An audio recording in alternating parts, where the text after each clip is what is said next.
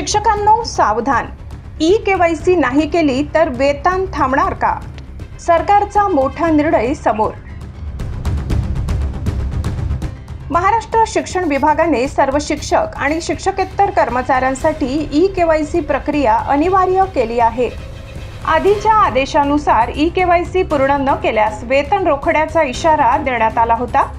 पण शिक्षकांच्या अडचणी लक्षात घेऊन आता मोठा दिलासा. ई-केवायसीची अंतिम मुदत जून 2026 पर्यंत वाढवण्यात आली आहे. याचा अर्थ स्पष्ट आहे. सध्या वेतन थांबणार नाही, पण जून पर्यंत ई-केवायसी पूर्ण करणे अत्यावश्यक आहे. नाहीतर पुढे वेतन रोखले जाऊ शकते. तुमची ई-केवायसी पूर्ण झाली का? कमेंटमध्ये यस किंवा नो नक्की सांगा. आणि अशीच सत्य व्हेरीफाईड माहिती मिळविण्यासाठी चॅनल फॉलो करा.